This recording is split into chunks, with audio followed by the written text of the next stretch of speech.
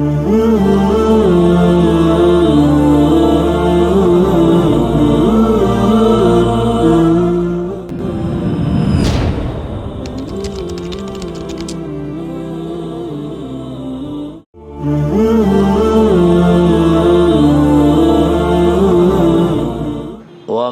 كنا لنهتدي لولا أن هدانا الله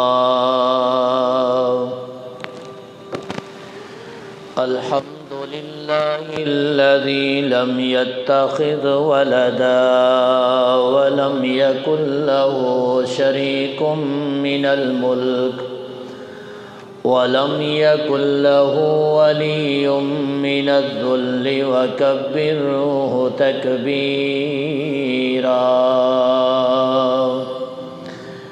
الحمد لله وكفى والصلاة والسلام على من لا نبي بعده أما بعد فأعوذ بالله السميع العليم من الشيطان الرجيم بسم الله الرحمن الرحيم فمن حاجك فيه من بعد ما جاءك من العلم فقل تعالوا ندع أبناءنا وأبناءكم ونساءنا ونساءكم وأنفسنا وأنفسكم ثم نبتهل فنجعل لعنة الله على الكاذبين صدق الله مولانا العظيم قالوا سبحانك لا علم لنا إلا ما علمتنا إنك أنت العليم الحكيم اللهم صل على سيدنا ومولانا محمد وعلى آل سيدنا ومولانا محمد وبارك وسلم وصل عليه يا رب صل وسلم دائما أبدا على حبيبك خير الخلق كلهم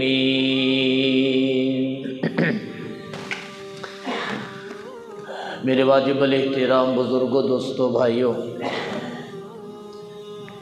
رجب کا مہینہ اپنے آب و تاب کے ساتھ، اپنے فضائل کے ساتھ جاری اور ساری ہے۔ آج رجب کی 12 تاریخ ہے۔ مشہور قول کے مطابق 13 رجب المرجب کو حضرت علی کرم اللہ وجہہ رضی اللہ تعالی عنہ کی ولادت کا دن ہے۔ اس حوالہ سے آج کے اس خطبہ جمعہ میں یہ ارادہ کیا کہ سیرت حضرت علی المرتضیٰ رضی اللہ تعالی عنہ اس حوالے سے کچھ معروضات پیش کی جائیں تاکہ ہمیں حضرات صحابہ کرام رضی اللہ تعالی عنہم کی سیرت کو سن کر ان جیسے اعمال کرنے کے جذبات ہمارے اندر پیدا ہو جائیں۔ ویسے تو ہر صحابی رسول صلی اللہ علیہ وسلم اپنی الگ الگ شان رکھتا ہے۔ گویا یوں سمجھ لینا چاہیے کہ یہ ایک باغ ہے صحابہ کرام رضی اللہ تعالی عنہم کی صورت میں، تو اس باغ میں مختلف قسم کے مختلف انواع کے پھول ہیں، اور ہر پھول باغ کی خوبصورتی کا سبب ہے، اور ہر پھول کی اپنی خوشبو ہے۔ جب کوئی بندہ کسی باغ میں داخل ہو جاتا ہے تو اس باغ میں جب دیکھتا ہے رنگا رنگ کے پھول، ہر پھول باغ کی خوبصورتی کو بڑھاتا ہے، کوئی دیکھنے والا کسی بھی پھول کو برا بھلا نہیں کہتا، اور یہ کہنے پہ مجبور ہو جاتا ہے کہ باغ انتہائی خوبصورت ہے، ہر پھول کی اپنی خوشبو ہے اور ہر پھول کا اپنا رنگ ہے، اور ہر پھول باغ کی خوبصورتی کو بڑھا رہا ہے۔ اس مثال کو ذہن میں رکھ کر ہم یہ کہیں گے کہ حضور نبی پاک صلی اللہ علیہ وسلم کو اللہ پاک نے جماعت صحابہ رضی اللہ تعالی عنہم کی صورت میں جو باغ عطا فرمایا تھا، جو جماعت عطا فرمائی تھی، اس باغ کا ہر پھول اپنی رنگت رکھتا ہے اور اپنی خوشبو رکھتا ہے۔ ہر پھول کا اپنا رنگ ہے اور ہر پھول کی اپنی خوشبو ہے۔ دیکھنے والا کوئی بھی کسی پھول کو جو ہے وہ رد نہیں کرے گا، یہ نہیں کہہ سکتا کہ یہ پھول جو ہے باغ کی رونق کو جو ہے وہ کم کر رہا ہے۔ بہرحال حضرات صحابہ کرام رضی اللہ تعالی عنہم کو جب ہم دیکھتے ہیں تو ہمیں یہی نظر آتا ہے کہ محمد مصطفیٰ کے باغ کے سب پھول ایسے ہیں، محمد مصطفیٰ کے باغ کے سب پھول ایسے ہیں جو بن پانی کے تر رہتے ہیں، مرجھایا نہیں کرتے۔ یہ کسی شاعر نے شعر کہا ہے اس باغ کے حوالے سے کہ جو باغ اللہ نے پیارے آقا صلی اللہ علیہ وسلم کو عطا فرمایا۔ بہرحال میں نے عرض کیا ہر صحابی رسول صلی اللہ علیہ وسلم کی اپنی فضیلت ہے، ہر صحابی کا اپنا ایک رنگ ہے، ہر صحابی جو پھول کی شکل میں ہے اس کی الگ سے خوشبو ہے۔ البتہ ہر کسی نہ کسی صحابی کو کسی دوسری صحابی سے فوقیت حاصل ہے۔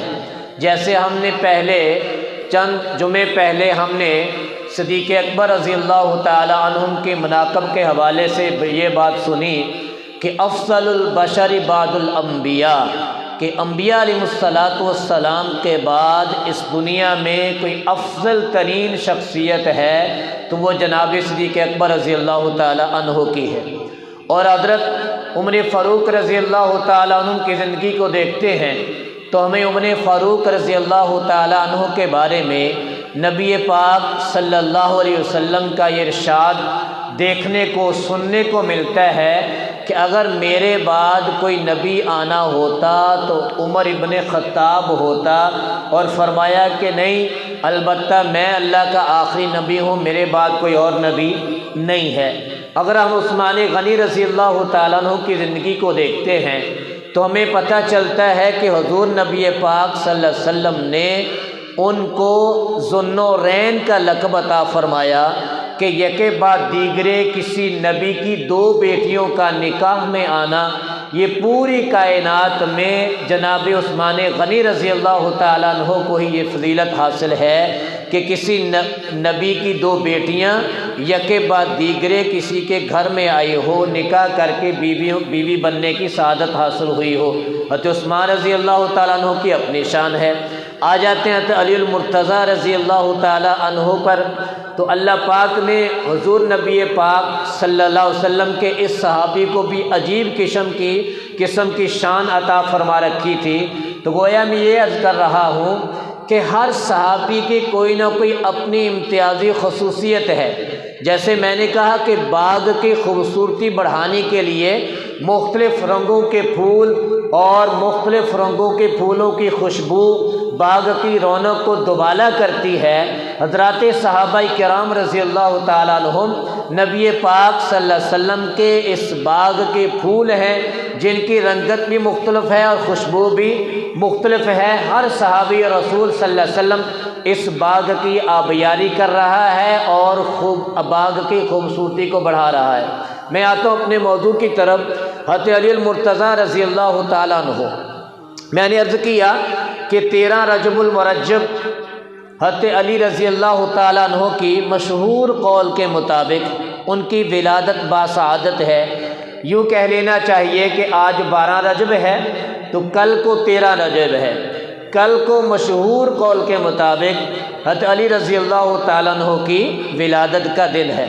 حضرت علی رضی اللہ تعالیٰ عنہ وہ صحابی رسول ہیں جن کو حضور نبی پاک صلی اللہ علیہ وسلم کے چچا زاد بھائی ہونے کا شرف حاصل ہے۔ حضور نبی پاک صلی اللہ علیہ وسلم کے چچا زاد بھائی ہیں۔ نمبر 2، حضور نبی پاک صلی اللہ علیہ وسلم کے داماد ہیں۔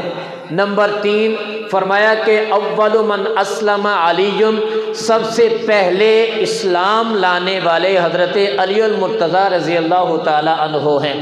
اگر تقسیم کی جائے کہ مردوں میں سب سے پہلے مسلمان کون ہوئے، عورتوں میں سب سے پہلے مسلمان کون ہوا، بچوں میں سب سے پہلے مسلمان کون ہوا، تو ہمیں یہ تقسیم نظر آتی ہے، کیونکہ حضرت علی المرتضیٰ رضی اللہ تعالیٰ عنہ نے جب اسلام قبول کیا تو ان کی عمر کتنی تھی؟ 10 سال۔ حضرت ابوبکر صدیق رضی اللہ تعالیٰ عنہ کی عمر مبارک اس وقت 38 سال تھی۔ حضور نبی پاک صلی اللہ علیہ وسلم سے عمر میں 2 سال چھوٹے تھے۔ تو یوں اگر کہیں کہ مردوں میں سب سے پہلے کون مسلمان ہوا تو کہیں گے صدیق اکبر رضی اللہ تعالیٰ۔ عورتوں میں سب سے پہلے مسلمان کون ہوا؟ حضرت خدیجۃ الکبریٰ رضی اللہ تعالیٰ عنہا۔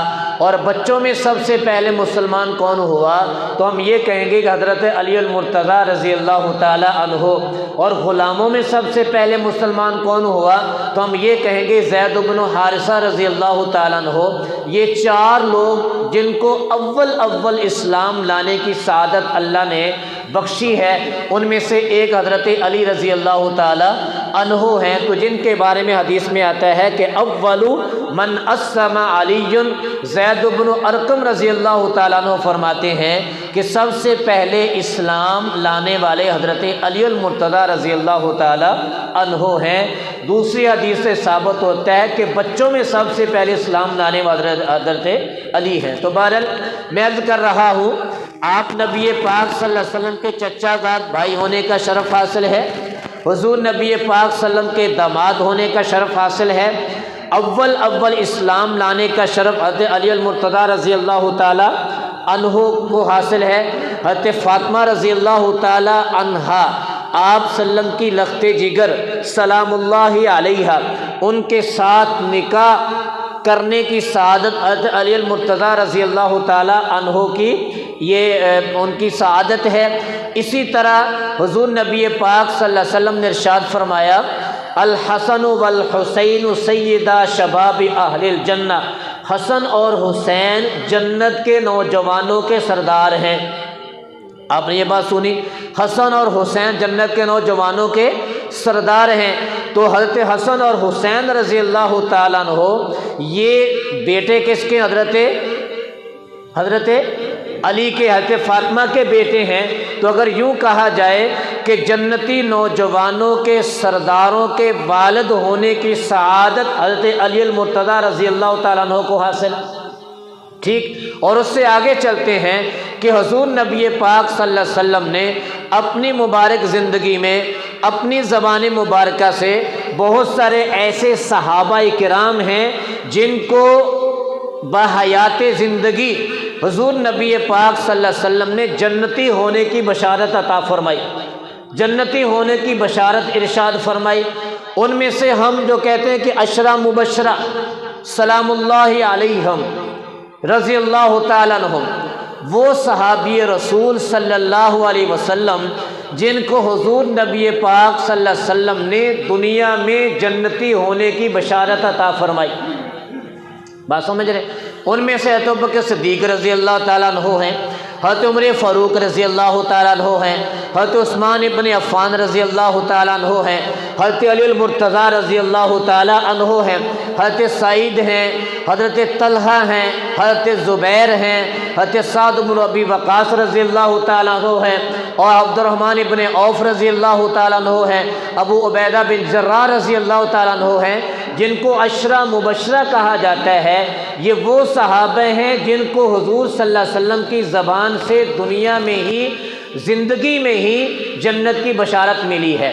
بر ان 10 صحابہ میں سے ایک صحابی رسول جن کو داماد رسول بھی کہا جاتا ہے، چچا زاد بھائی بھی کہا جاتا ہے، جو جنت کے نوجوانوں کے سردار کے والد بھی کہا جاتا ہے، حضرت فاطمہ کا کہ زوج بھی کہا جاتا ہے، علی المرتضیٰ رضی اللہ تعالیٰ عنہ وہ صحابی رسول ہیں صلی اللہ علیہ وسلم جس کے بارے میں حضور نے فرمایا کہ علی فی الجنہ، علی رضی اللہ تعالیٰ عنہ جنتی ہے رضی اللہ تعالیٰ عنہ۔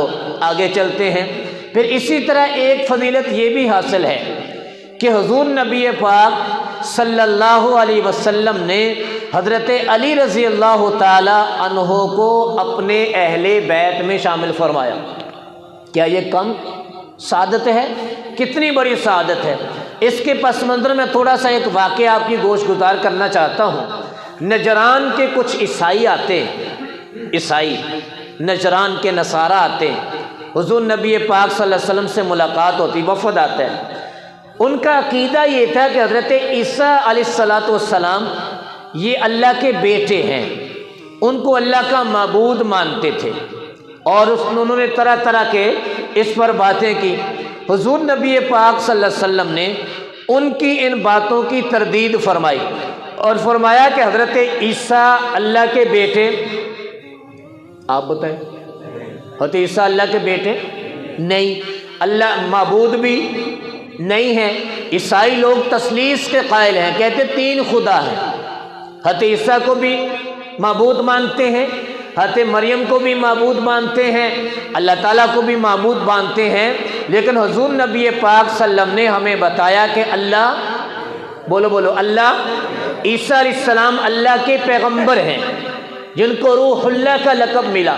اللہ نے ان کو معجزانہ طور پر بغیر باپ کے اللہ نے پیدا فرمایا، یہ ان کی شان اور عظمت ہے۔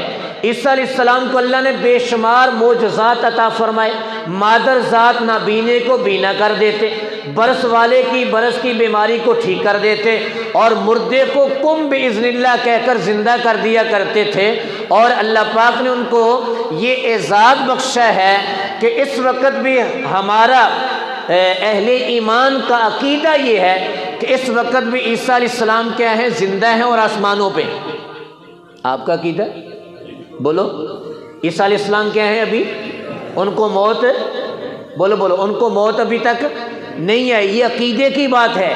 عیسیٰ علیہ السلام اس وقت آسمانوں پہ زندہ ہیں، ان کو ابھی تک موت، قیامت کے قریب آسمانوں سے نازل ہوں گے، نزول فرمائیں گے، دمشق کی جامع مسجد کے مشرقی مینارے پر تشریف لائیں گے، فرشتوں کے سہارے پہ زمین پہ تشریف لائیں گے، اور آئیں گے حضور نبی پاک صلی اللہ علیہ وسلم کے امتی بن کر، پیارے آقا کی امت میں رہبر رہنما بن کر آئیں گے۔ آ کر اپنی نبوت کا اعلان نہیں کریں گے، نبی پاک صلی اللہ علیہ وسلم کے شریعت کا پرچار فرمائیں گے۔ بات سمجھ آ گئی؟ حضور علیہ السلام نے نجران کے عیسائیوں کو، پادریوں کو حضرت عیسیٰ علیہ السلام کے بارے میں یہ باتیں ارشاد فرمائیں، لیکن وہ ماننے کے لیے تیار نہیں تھے۔ بہرحال یہاں بات ختم ہوئی کہ جناب ایسا کرتے ہیں، مباہلہ کرتے ہیں، مباہلہ کہتے ہیں اپنی آل اولاد کو لے کر باہر میدان میں نکل جانا اور اللہ سے دعا کرنا کہ یا اللہ ان دونوں میں سے جو سچا ہے وہ بچ جائے، جو جھوٹا ہے وہ تباہ ہو جائے۔ مباہلہ اسے کہتے ہیں۔ عیسائی مباہلے پہ تیار ہوئے۔ حضور نبی پاک صلی اللہ علیہ وسلم کی ذات مبارکہ نے اپنے بیٹی حضرت فاطمہ رضی اللہ تعالیٰ عنہ، اپنے نواسے حسن اور حسین رضی اللہ تعالیٰ عنہما، اور حضرت علی رضی اللہ تعالیٰ عنہ، ان چاروں کو ساتھ لیا اور باہر نکل گئے، مدینہ منورہ سے آبادی سے باہر نکل گئے۔ ادھر عیسائیوں نے چونکہ مہلت مانگی تھی، ہمیں مہلت تھوڑی سی دے دیجئے، ہم آپ کے لیے مباہلہ کرنے کے لیے تیار ہیں۔ اللہ پاک نے اس آیت کا نزول فرمایا جو میں نے خطبے میں پڑھی ہے، فرمایا فَمَنْ حَاجَّكَ فِيهِ مِنْ بَعْدِ مَا جَاءَكَ مِنَ الْعِلْمِ، اگر کوئی شخص وحی کے آ جانے کے بعد آپ سے جھگڑا کرتا ہے، فَمَنْ حَاجَّكَ فِيهِ مِنْ بَعْدِ مَا جَاءَكَ مِنَ الْعِلْمِ، وحی کے علم کے آ جانے کے بعد اگر کوئی آپ کے ساتھ جھگڑا کرتا ہے تو فَقُلْ، آپ کہیں تعالوا ندعو ابناءنا و ابناءکم ونساءنا و نساءکم، اے نبی آپ ان سے یہ کہیے کہ چلو ٹھیک ہے، اگر تم نے مباہلہ کرنا ہے، جھگڑا کرنا ہے، مقابلہ کرنا ہے تو ٹھیک ہے، ندعو ابناءنا و ابناءکم، ہم اپنی اولادوں کو لاتے ہیں، تم اپنی اولادوں کو لاؤ۔ قرآن نے دعویٰ کیا ہے ہم اپنی اولاد کو لاتے ہیں اور تم اپنی اولاد کو لاؤ۔ وَنِسَاءَنَا وَنِسَاءَكُمْ، ہم اپنی بیویوں کو لاتے ہیں، تم اپنی بیویوں کو لے آؤ۔ اور آگے فرمایا وَأَنفُسَنَا وَأَنفُسَكُمْ، اولاد بھی، کیا جی؟ اولاد بھی، بیوی بھی، وَأَنفُسَنَا وَأَنفُسَكُمْ، ہم خود بھی کیا کرنا ہے؟ ثُمَّ نَبْتَهِلْ فَنَجْعَلْ لَعْنَةَ اللَّهِ عَلَى الْكَاذِبِينَ، ہم اپنی اولادوں کو لاتے ہیں، ہم اپنی بیویوں کو لے کے آتے ہیں، ہم خود بھی آتے ہیں، تم بھی اپنی اولادوں کو لاؤ، تم بھی اپنی بیویوں کو لے کر آؤ، تم خود بھی آؤ۔ مبالغہ ہوتا ہے، جو سچا ہوگا بچ جائے گا، جو جھوٹا ہوگا اس پہ اللہ کی لعنت برسے گی۔ اس آیت کا مفہوم یہی ہے، ثم نبتہل فنجعل لعنۃ اللہ علی الکاذبین۔ سعد بن ابی وقاص رضی اللہ تعالیٰ عنہ فرماتے ہیں جب یہ آیت نازل ہوئی، لما نزلت هذه الآیہ فقل ندعو ابناءنا وابناءکم، جب یہ آیت نازل ہوئی، دعا رسول اللہ صلی اللہ علیہ وسلم، حضور نبی پاک صلی اللہ علیہ وسلم نے بلایا کس کو؟ علی، حضرت علی کو، و فاطمہ، اور حضرت فاطمہ کو، و حسنن و حسینن، حسن کو اور حسین کو۔ کتنے لوگ ہو گئے؟ بولیں بھائی، کتنے لوگ ہو گئے؟ 4، علی، فاطمہ، حسن اور حسین، کتنے لوگ ہو گئے؟ اور 5ویں ذات خود پیارے آقا صلی اللہ علیہ وسلم کی، کتنے لوگ ہو گئے؟ 5۔ حضور علیہ الصلوۃ والسلام نے ان 4 کو بلایا، بلانے کے بعد فقال اللہم ہؤلاء اہلی، اللہ سے دعا کرتے ہیں کہ یا اللہ یہ میرے اہل بیت ہیں، یہ میرے اہل بیت ہیں، یعنی یہ میرے اہل بیت ہیں۔ گویا کہ حضور نبی پاک صلی اللہ علیہ وسلم ان 4 ہستیوں کو اپنے ساتھ لے کر میدان میں نکلے نصارہ سے مباہلہ کرنے کے لیے۔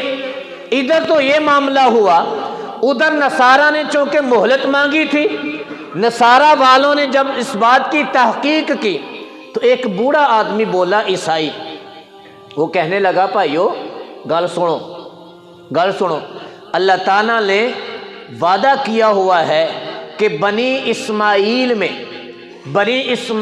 میں ایک نبی پیدا کریں گے، ایک نبی پیدا، اللہ نے وعدہ کر رکھا ہے۔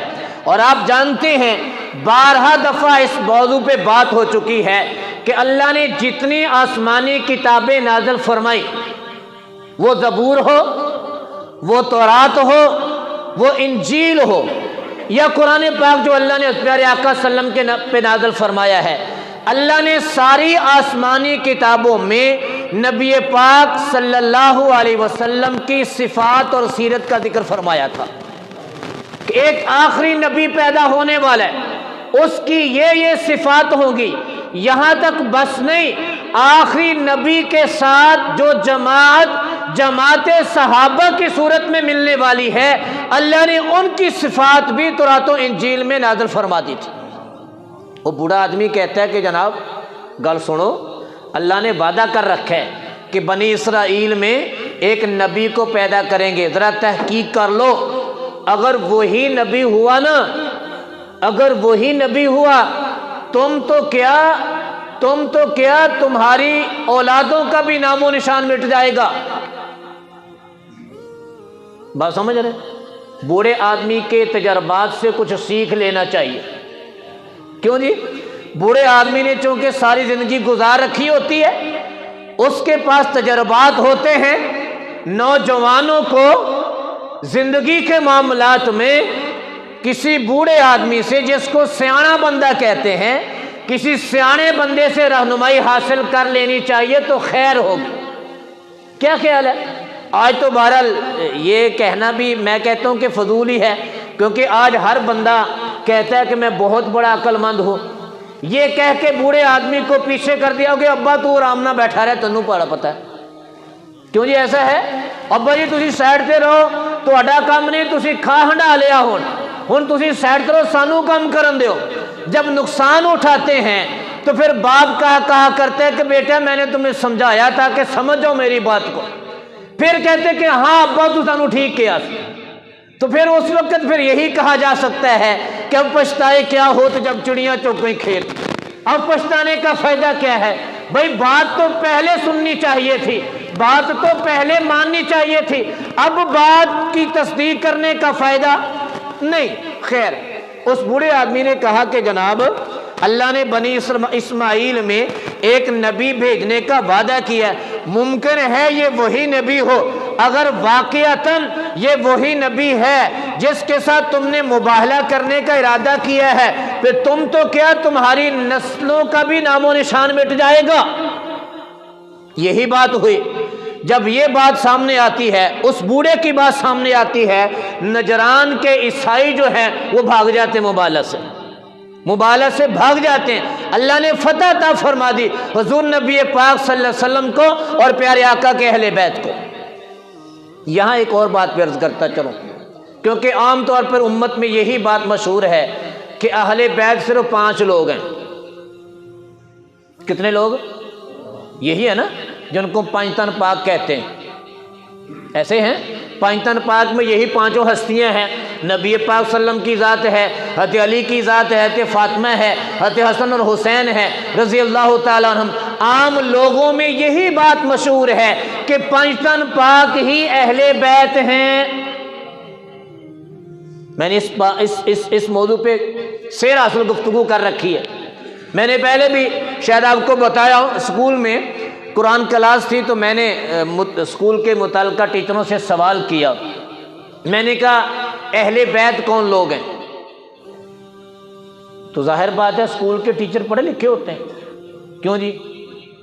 پڑھے لکھے ہوندے تو اسکولے پڑھاندے ہیں نا، لیکن آج کل یہ بھی ایدہ ہی کم، جن نے پیسے زیادہ لاتے وہ اسکول ٹیچر بن جاتا ہے نا، پھر بس ان کی تنخواہ چل پڑتی ہے، بچوں کو کیا پڑھانا ہے کیا نہیں پڑھانا کوئی پوچھنے والا نہیں ہوتا، اور ان کو بھی کوئی پڑھانے کی فکر نہیں ہوتی۔ بہرحال تو میں نے سوال کیا تو اکثر و بیشتر نے یہی جواب دیا، مجھے 5 نام لکھائے، حضور کا نام لکھوایا، حضرت علی کا نام لکھوایا، حضرت فاطمہ کا، میں وائٹ بورڈ پہ لکھتا رہا، حضرت حسن اور حسین رضی اللہ تعالیٰ عنہم، ان سب کا نام لکھوایا۔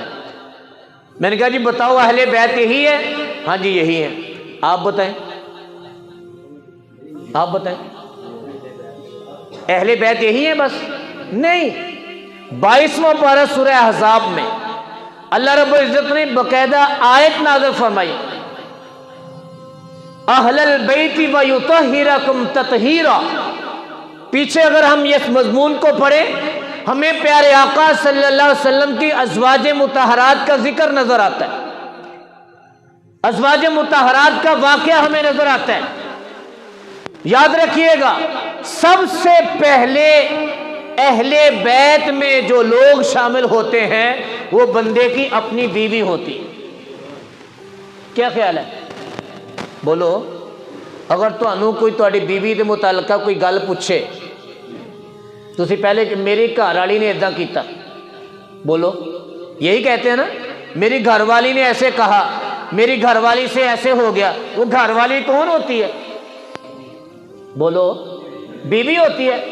ابراہیم علیہ السلام کو فرشتے اولاد کی خوشخبری دینے کے لیے آئے، ہاں جی انسانی شکل میں آتے ہیں، 12ویں پارے میں یہ قصہ موجود ہے۔ فرشتوں نے آ کر جب خوشخبری دی، انسانی شکل میں آئے، ابراہیم علیہ السلام نے مہمان نوازی کی ہے۔ اوٹ میں ابراہیم علیہ السلام کی بیوی اما سارہ سلام اللہ علیہ وہ کھڑی ہیں۔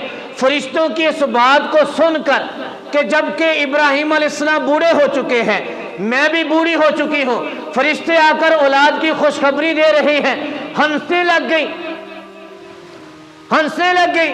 جب ان کی ہنسی فرشتوں نے سنی، قالوا اتعجبین من امر اللہ رحمت اللہ وبرکاتہ علیکم اہل البیت۔ اللہ نے اہل بیت کا لفظ باقاعدہ استعمال کیا قرآن پاک میں۔ فرشتے کہتے ہیں آپ اللہ کے امر پہ، اللہ تعالیٰ کے اس فیصلے پہ تعجب کرتی ہیں اور مسکراتی ہیں؟ اہل البیت، اے ابراہیم کے گھر والوں. ابراہیم کے گھر والوں میں اس وقت کون تھا؟ بیوی تھی. قرآن نے سب سے پہلے بیوی کو اہل بیت کہا. جب یہ آیت نازل ہوتی ہے سورہ احزاب کی، جہاں فرمایا کہ وَيُطَهِّرَكُمْ تَطْهِيرًا، جب ازواج مطہرات کے بارے میں اللہ نے یہ آیت نازل فرمائی، اللہ نے ظاہری باطنی تمام قسم کی ناپاکیوں سے پیارے آقا کی ازواج کو پاک کر دیا ہے. حضور علیہ السلام نے اپنی کملی میں اپنی بیٹی لخت جگر کو، حضرت فاطمہ کو چھپایا، حضرت حسن و حسین کو چھپایا، حضرت علی رضی اللہ تعالیٰ عنہ کو چھپایا، اور فرمایا کہ اللہم ہؤلاء اہل بیتی، یا اللہ جیسے میری بیویاں میری اہل بیت میں شامل ہیں، ایسے ان لوگوں کو بھی میرے اہل بیت میں شامل فرما. اس سے پتہ چلتا ہے نبی کی ازواج مطہرات قرآن نے اہل بیت کہا، نبی کے ازواج مطہرات کو قرآن نے اہل بیت کہا، اور حسن و حسین کو، حضرت فاطمہ کو، حضرت علی کو رضی اللہ تعالیٰ عنہم کو حضور نبی پاک صلی اللہ علیہ وسلم نے اہل بیت کہا. اور اس کو ذرا مزید کھولوں، نبی کی ازواج قرآن پاک سے اہل بیت میں شامل ہیں، اور نبی کی اولاد پیارے آقا کے عمل سے اہل بیت میں شامل ہیں. ہم کسی کا انکار نہیں کرتے، ہم بیویوں کو بھی اہل بیت میں مانتے ہیں، اور آپ صلی اللہ علیہ وسلم کی اولاد کو بھی اہل بیت میں شامل کرتے ہیں رضی اللہ تعالیٰ عنہم. تو اس آیت مباہلہ میں حضور نبی پاک صلی اللہ علیہ وسلم نے اپنی اولاد کا انتخاب فرمایا. اولاد میں حضرت فاطمہ تھی، بولو یار، حضرت فاطمہ تھی، حضرت حسن و حسین تھے، اور پیارے آقا کے چچا زاد بھائی ہیں اور داماد بھی ہیں، حضرت علی ہیں، ان کو شامل فرمایا مباہلہ کے لیے. یہی تو قرآن نے کہا کہ تم اپنے بیٹوں کو لاؤ، اپنی بیویوں کو لاؤ. ہم اپنی بیویوں اور بیٹوں کو لاتے ہیں، تو حضور علیہ السلام کی نسل کہاں سے چلی؟ حضور کی بیٹی سے. ایسے ہے بھائی، پیارے آقا کی نسل کہاں سے ہے؟ پیارے آقا صلی اللہ علیہ وسلم کی بیٹی لخت جگر حضرت فاطمہ رضی اللہ تعالی عنہا سے. تو بہرحال یہ فضیلت کیا کم ہے کہ حضور نبی پاک صلی اللہ علیہ وسلم نے حضرت علی رضی اللہ تعالیٰ عنہ کو اپنے اہل بیت میں شامل فرمایا. آگے چلتے ہیں. تبوک کا موقع تھا، بخاری مسلم میں یہ روایت موجود ہے. حضور نبی پاک صلی اللہ علیہ وسلم نے چندے کی اپیل کی ہے. صحابہ کرام نے بڑھ چڑھ کے اس موقع پہ چندہ جمع کروایا. بڑا مشکل مرحلہ تھا، 1 مہینے کی مسافت تھی، فصل پکی ہوئی ہے، صحابہ کرام کا بہت بڑا امتحان تھا، اور قرآن پاک نے بھی اس کا نقشہ کھینچا ہے کہ بڑی مشکل کا لشکر تھا.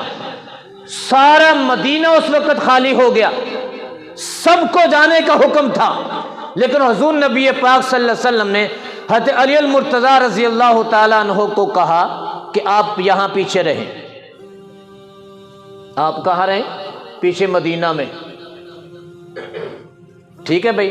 حضرت علی رضی اللہ تعالیٰ عنہ نے جب یہ بات سنی کہ خلف رسول اللہ صلی اللہ علیہ وسلم علی ابن ابی طالب فی غزوۃ تبوک، کہ غزوہ تبوک کے موقع پر حضور نبی پاک صلی اللہ علیہ وسلم نے حضرت علی رضی اللہ تعالیٰ عنہ کو پیچھے چھوڑا، اور حضرت علی رضی اللہ تعالیٰ عنہ کہنے لگے یا رسول اللہ تخلفنی فی النساء والصبیان، یا رسول اللہ آپ مجھے خواتین اور بچوں کے پاس چھوڑ رہے ہیں، بچوں کے پاس چھوڑ رہے ہیں.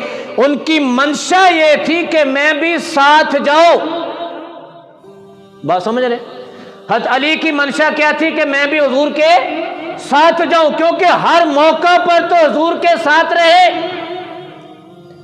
ہجرت کی رات ہے تو تب بھی نائب بن کر پیارے آقا کے بستر پہ سوئے. بدر ہے تو تب بھی جب کفار کے 3 سامنے آتے سورما، ان کے جواب میں حضور نبی پاک صلی اللہ علیہ وسلم کا خاندان نکلا ہے، اور ساتھ میں علی رضی اللہ تعالیٰ عنہ بھی نکلے. بدر دیکھتے ہیں، احد دیکھتے ہیں، خندق دیکھتے ہیں، خیبر دیکھتے ہیں، صلح حدیبیہ دیکھتے ہیں، فتح مکہ دیکھتے ہیں. حضرت علی المرتضیٰ رضی اللہ تعالیٰ عنہ نبی پاک صلی اللہ علیہ وسلم شانہ بشانہ اپنا کردار ادا کر رہے ہیں.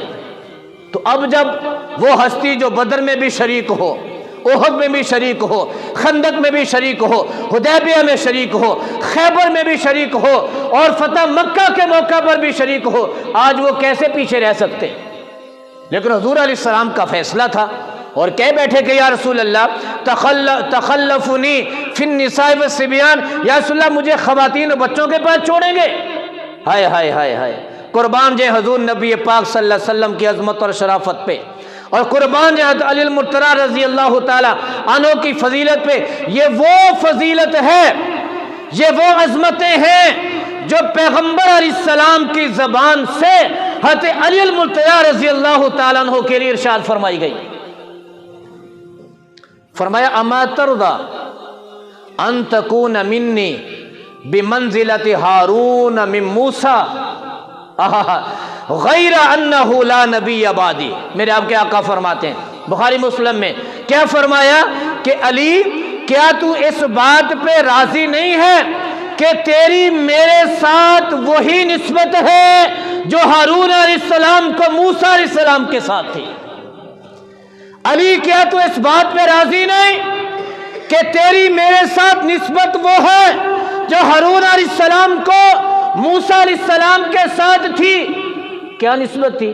ہارون علیہ السلام موسیٰ علیہ السلام کے بولو بولو بھائی تھے، لیکن آگے پیارے آقا نے خود ہی اس اعتراض کا جواب دے دیا کہ کسی کے ذہن میں شاید یہ بات پیدا ہو جائے کہ بھائی ہارون علیہ السلام تو اللہ کے نبی تھے، اللہ نے ان کو بھی موسیٰ علیہ السلام کی نسبت سے نبی بنا دیا تھا، تو کیا علی رضی اللہ تعالیٰ عنہ علیہ باللہ نبی ہوں گے؟ نہیں نہیں، حضور علیہ السلام نے خود اپنی زبان بارکہ سے ارشاد فرما دیا، فرمایا غیر انہ لا نبی بعدی، علی ہاں ہاں آپ کی نسبت میرے ساتھ وہی ہے، لیکن یاد رکھنا میرے بعد نبی، ہاں میرے بعد کوئی نبی، نسبت ضرور اپنی جگہ پہ ہے، نیابت کی نسبت ضرور ہے، لیکن میرے بعد کوئی نبی نہیں ہے۔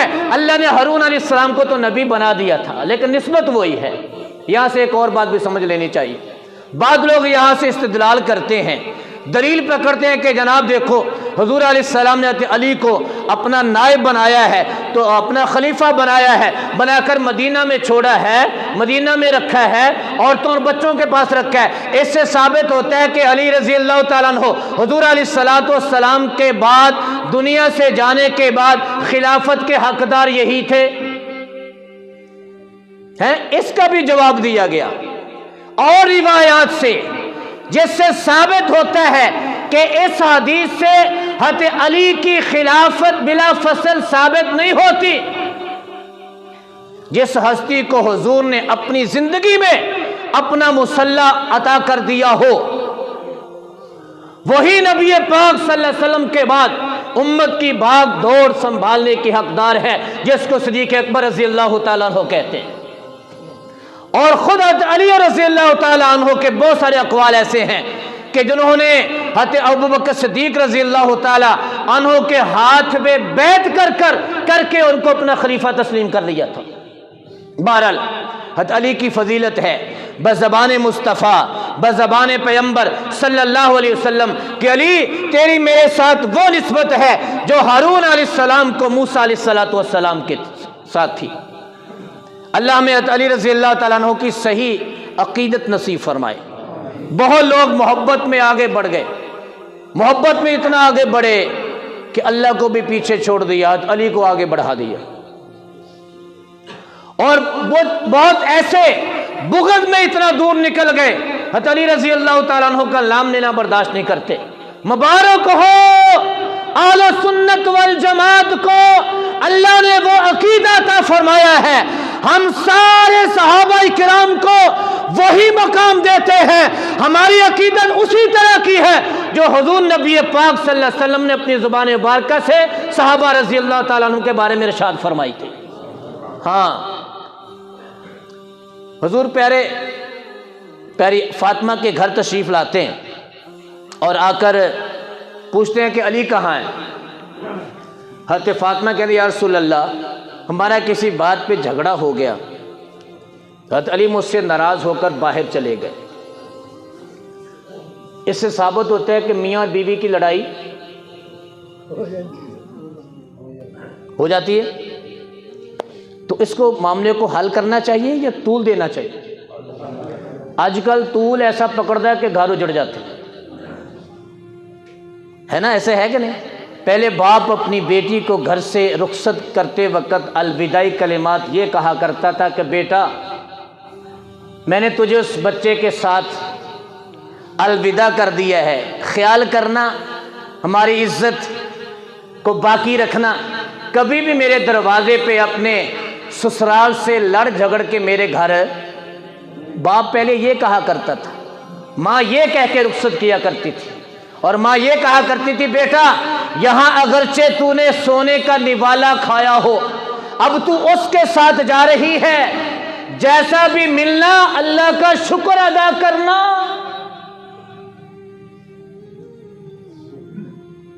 بیوی کو چوکھٹ کہا گیا، گھر کی چوکھٹ۔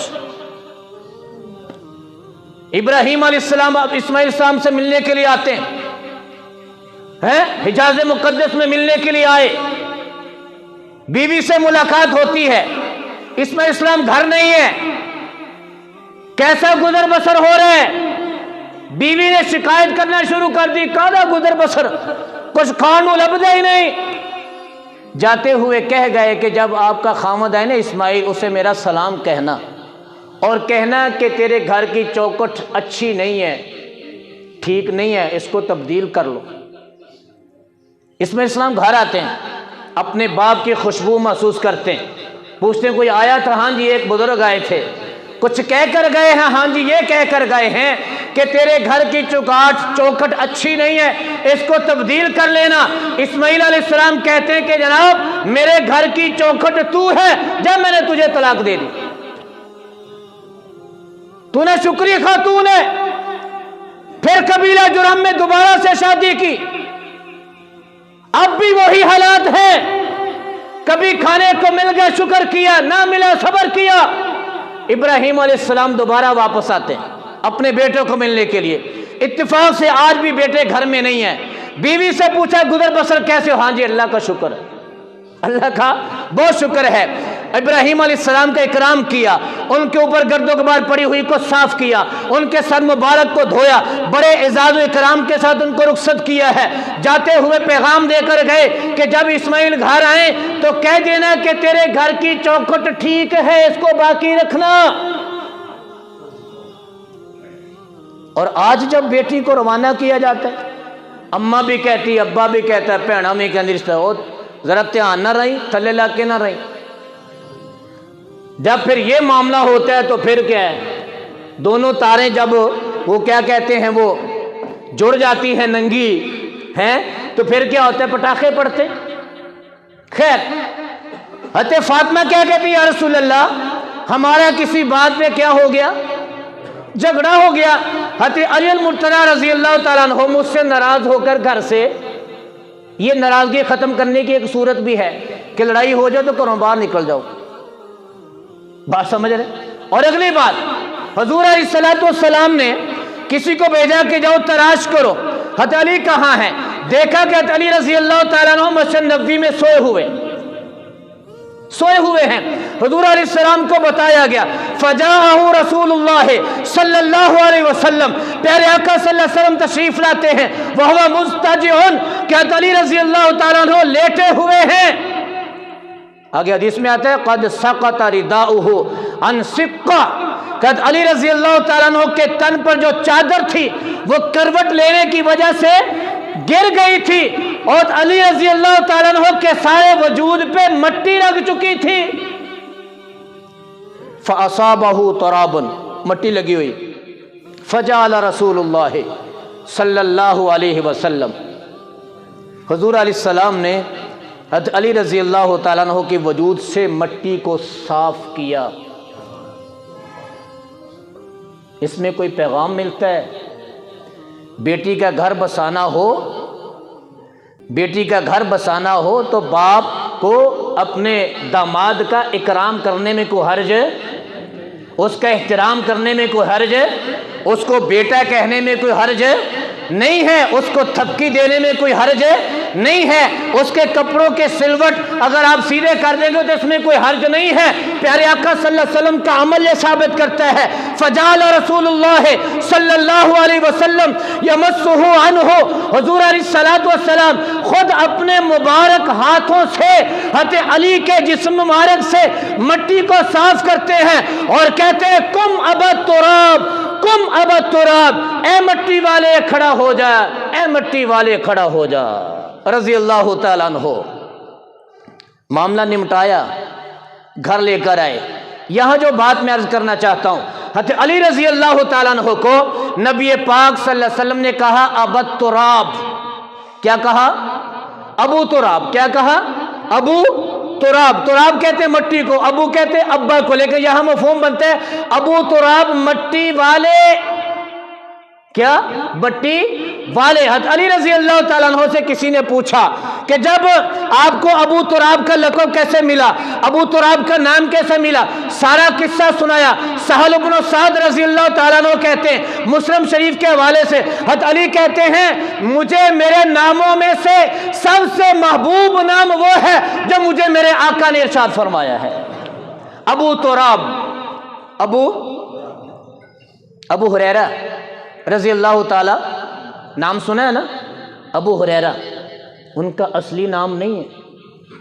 ابو ہریرہ اصلی نام، ان کا اصل نام تھا عبد الرحمن ابن صخر، نام تھا عبد الرحمن، لیکن جو حدیث کی کتابیں ہیں جو ابو ہریرہ رضی اللہ تعالیٰ عنہ سے حدیث ثابت ہیں، نقل کی گئی ہیں، ان میں ان کا یہی نام آتا ہے ابو ہریرہ۔ ہریرہ کہتے ہیں بلی کو، اور ابو بلی والا۔ حضرت ابو ہریرہ رضی اللہ تعالیٰ عنہ اکثر و بیشتر اپنے پاس ایک بلی رکھا کرتے تھے، اور بلی کے بارے میں فرمایا کہ اس کا جھوٹا زیادہ سے زیادہ مکروہ ہوتا ہے کیونکہ تمہاروں گھروں میں چکر شکر لگاتی پھرتی ہے۔ بلی سے پیار کرنا یہ پیارے آقا صلی اللہ علیہ وسلم کی سنت ہے، اور بلی سے پیار کرنا حضرات صحابہ کرام رضی اللہ تعالیٰ عنہ کی سنت ہے۔ تو حضرت ابو ہریرہ رضی اللہ تعالیٰ عنہ کو حضور علیہ السلام نے ابو ہریرہ پیار سے بولا تھا، انہوں نے اپنا نام یہی رکھ لیا۔ حضرت علی رضی اللہ تعالیٰ عنہ کو ابو تراب پیارے آقا نے پیار سے بولا تھا، تو حضرت علی کیا فرماتے ہیں کہ مجھے سب سے زیادہ اپنے ناموں میں سے جو نام عزیز ہے وہ ابو تراب ہے، جو حضور علیہ السلام نے مجھے ارشاد فرمایا تھا۔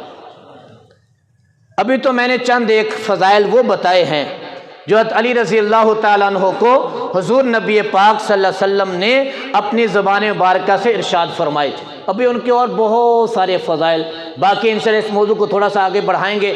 یہ سنانے کا یا سننے کا مقصد یہ ہوتا ہے کہ ہمارے اندر ان صحابہ کرام رضی اللہ تعالیٰ عنہ کی عقیدت پیدا ہو جائے، ان کی محبت پیدا ہو جائے، ان کی محبت والے جذبات ہمارے اندر پیدا ہو جائیں، تاکہ ہم بھی ان کے نقش قدم پہ چلیں، حضور نبی پاک صلی اللہ علیہ وسلم کی سیرت کو اپنائیں، تاکہ میری آپ کی زندگی بھی بنے اور آخرت بھی بنے۔ وَأَقُولُ قَوْلِي هَذَا آخِرُ دَعْوَانَا أَنِ الْحَمْدُ لِلَّهِ رَبِّ الْعَالَمِينَ۔